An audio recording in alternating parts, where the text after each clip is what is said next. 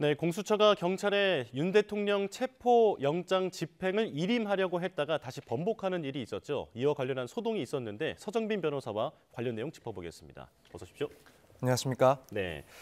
자, 영장 집행만 경찰의 위임이 가능하느냐를 놓고 어제 종일 공수처와 경찰이 씨름을 하다가 결국은 제자리로 돌아갔습니다. 이게 지금 무슨 법과 무슨 법이 부딪히길래 이런 혼란이 일어났는지 좀 혼란스럽거든요. 정리 좀 해주실까요? 네, 일단 기본적으로 지금 현행 형사소송법상 81조와 관련된 해석 때문에 발생한 문제라고 볼 수 있을 것 같습니다. 예. 이제 그 공수처에서는 이 영장 집행을 일임을 할 수 있다라고 하면서 그 근거로 든 것이 이 규정이었습니다. 이 규정 내용은 이제 영장은 검사의 지휘 하에서 사법 경찰이 집행을 한다라는 규정입니다. 예. 그래서 이제 공수처 검사 역시 또 일반 검사와 마찬가지로 이 규정에 따라서 일임을 할 수 있다. 라는 입장이었고요.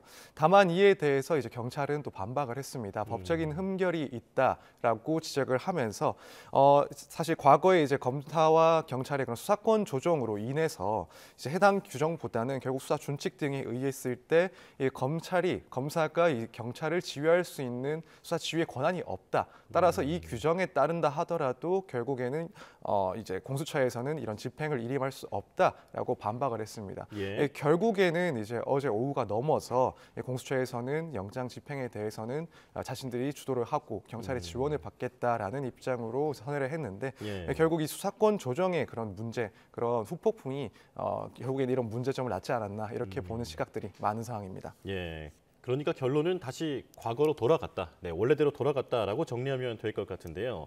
자, 그런데 공수처가 악수를 두면서 향후 윤 대통령 수사 동력에도 어떤 걸림돌이 되는 게 아니냐라는 우려도 있는데 이건 어떻게 보십니까? 그렇죠. 일단 공수처에서의 그런 지난 어제 동안 있었던 일에 대해서는 사실 악수라고 평가를 하는 게 맞는 것 같긴 합니다. 예. 왜냐하면 이제 이런 집행을 경찰에 일임을 한다라는 그런 이야기가 나왔을 때부터 일각에서는 이건 법적으로 가능한 부분이 아니다라는 비판이 있어 왔습니다. 그리고 예. 경찰에서도 곧바로 법적인 흠결이 있고 만약 그 지시를 따르게 된다면 직권 남용에 해당을 한다라고 또 반박을 했기 때문에 그리고 나서 또 곧바로 하루도 지나지 않아서 공수처에서는 다시 원래대로 입장을 회귀하는 그런 사실상 악수를 둔 것이 맞다라고 볼 수가 있고 이제 문제는 윤 대통령 측에서는 사실 이런 얘기가 나왔을 때부터 마치 영장 집행에 대해서 그럼 하청을 주겠다는 거냐 그래서 법적인 근거가 없다라는 비판을 계속 해온 상태고 그렇다면 일단은 다시 이제 이 문제가 정리가 되긴 했지만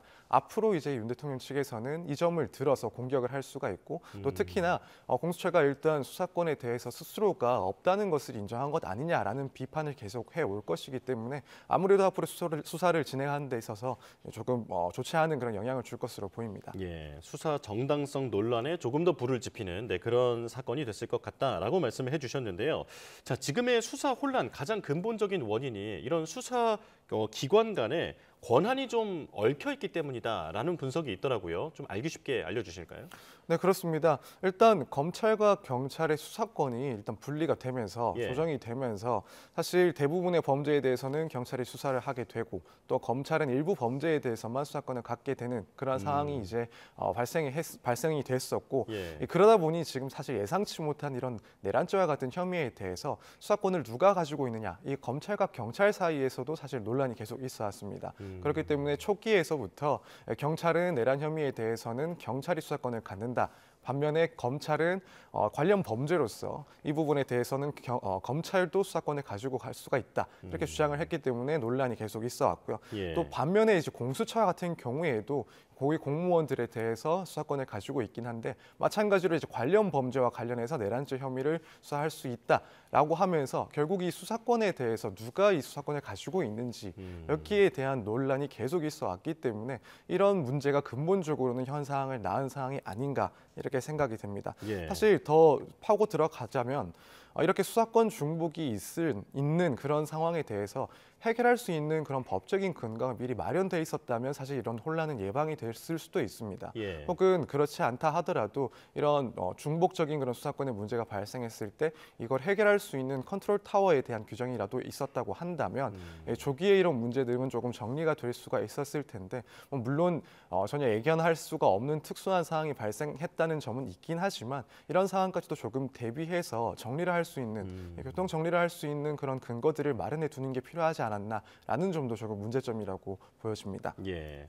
자, 사실 이런 복잡한 문제들은 특검이 출범하면 자동으로 조정되는 문제 아니겠습니까? 결국은 최상목 권한대행의 손에 달렸다라고 하는 분석이 있는데 어떻게 보십니까? 네, 그 말이 맞는 것 같습니다. 일단 특검이 출범이 된다면 당연히 현재까지 수사 이후의 그런 수사와 그리고 또 나아가서는 기소까지도 이 특검에서 처리를 하면 되기 때문에 네. 이러한 논란들은 이제 정리가 될 수가 있는데 이제 문제는 과연 특검이 통과가 될 것이냐, 그 법안이 통과가 될 것이냐의 문제입니다.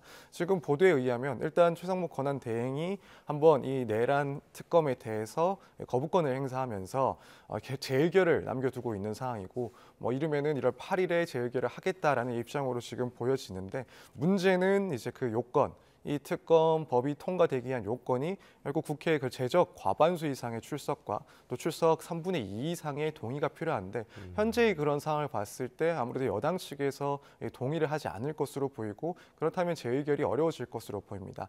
만약 그럼 특검을 다시 출범을 하기 위해서 시도를 한다면 결국 임시회기를 새로 열어서 다시 한번 특검 발의를 해야 되는데 이때도 마찬가지로 최 대행이 재의결을 요구한다라고 한다면 지금과 같은 상황이 반복될 수밖에 없기 때문에 결국 이 특검이 실행되는 것은 권한 대행의 손에 달려 있지 않나 이렇게 보는 것이 맞다고 봅니다. 예, 지금 저희가 자막으로도 쭉 지금 설명을 드렸습니다만 지금 이 계엄 관련된 관련자들이 줄줄이 기소되고 있는 상황입니다. 그런데 윤석열 대통령에 대한 조사는 한 차례도 이루어지지 않은 상황이고요. 자, 김용현 전 장관은 오늘 16일에 첫 공판 준비 기일을 열게 됩니다. 자, 윤 대통령 입장에서는 자신에 대한 수사가 본격화하기 전에 이들에 대한 어떤 법적 판단을 보고 대응하는 게 유리하다라고 판단하고 있을까요? 네, 아무래도 그럴 것 같습니다. 물론 여기서 말하는 법적 판단이라는 게 판결까지 말하는 것은 아닐 겁니다. 왜냐하면 시기적으로 이런 복잡한 사안에서 윤 대통령이 조사를 받기 전에 뭐 일부 관련자가 판결을 받는다는 것은 사실상 불가능하다고 보고 네. 다만 이 관련자들의 그런 재판이 진행되는 과정에 있어서 어떤 것들이 도출되는지를 살펴보고 조사에 임하는 것이 아무래도 윤 대통령 입장에서는 보다 유리할 수가 있습니다.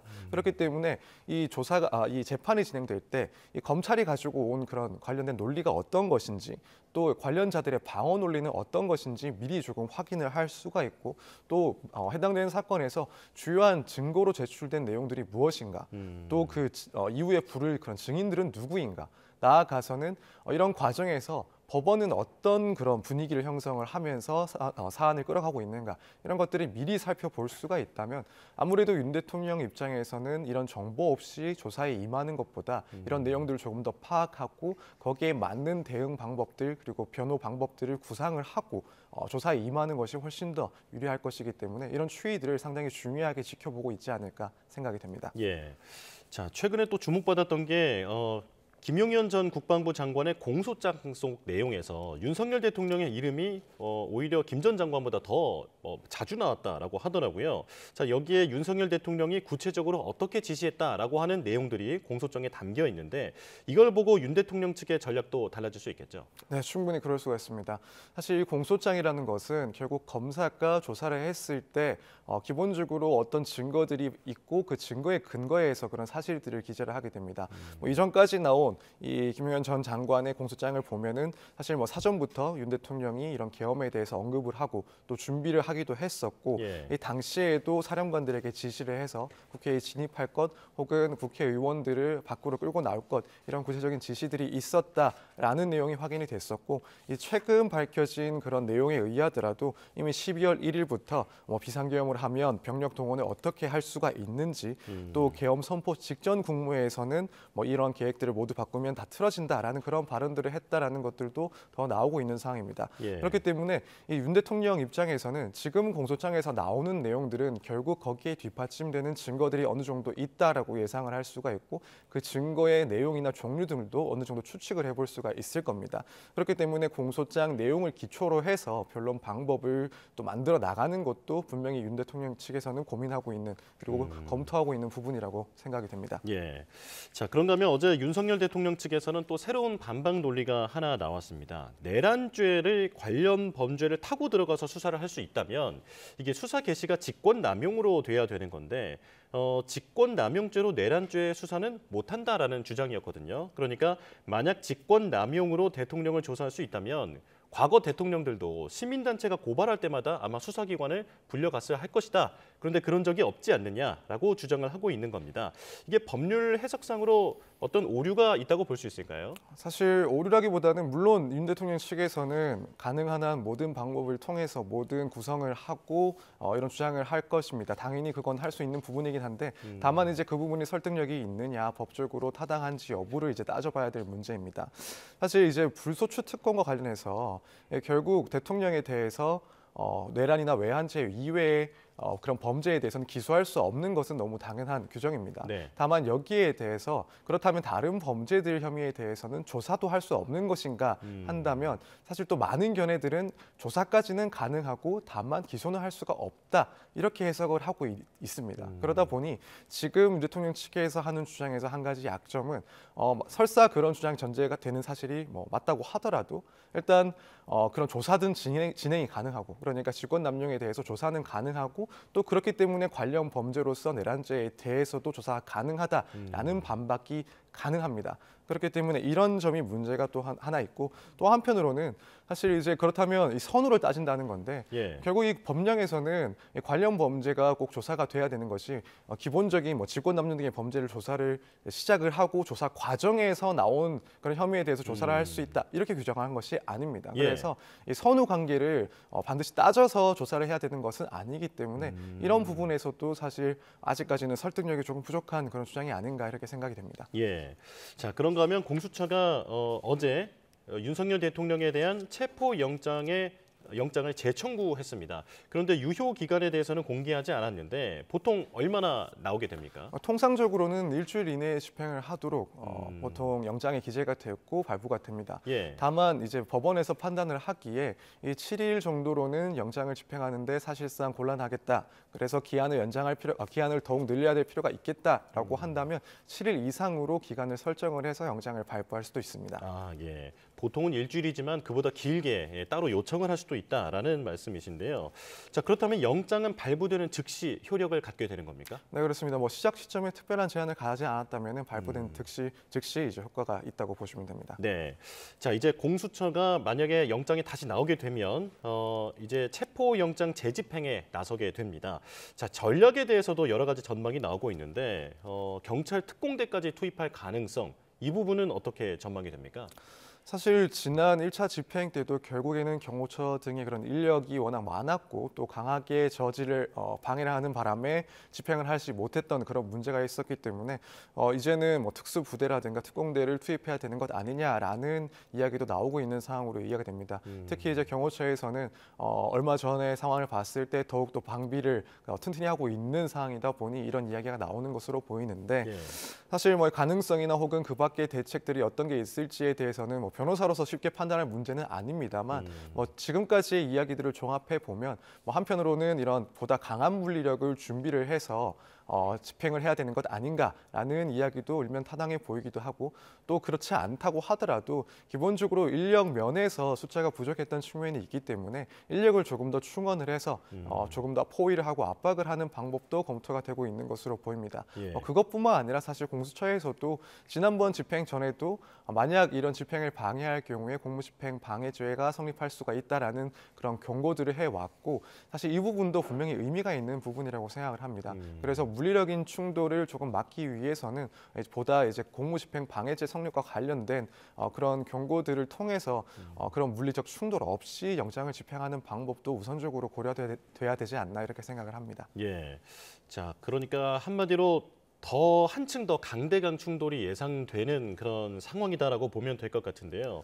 자, 그래서 박종준 경호처장을 먼저 체포한 뒤에 윤석열 대통령에 대한 영장을 집행하러 나설 수 있다라고 하는 전망도 있습니다. 이건 실현 가능성이 있는 겁니까? 네, 일단 가능성은 있다고 생각이 됩니다. 이제 그렇게 생각하는 이유는 결국 경호처장에 대해서 공무집행 방해죄가 성립을 한다라고 한다면 뭐 체포영장을 발부받아 이를 먼저 집행을 할 수 있으면 예. 이후에는 이제 경호처의 그런 대응에 아무래도 조금 달라지지 않을까 이렇게 보는 시각인데 사실 문제는 일단 뭐 체포영장이 발부 가능할지부터 검토가 되긴 해야 됩니다. 물론 여러 차례 소환을 요구를 하기도 했고 여기에는 응하지 않았고 앞으로도 당분간 여기에 응하지는 않을 것으로 보이기 때문에 이런 체포영장의 발부 여건 그러니까 정당한 이유 없이 출석에 불응할 경우라는 그 요건에는 이를 해당하는 것으로 보입니다만 다만 이제 그 정당한 이유가 있는지 여부에 대해서는 아무래도 경호처장 그리고 경호처 측에서 반발을 크게 할 것으로 보입니다.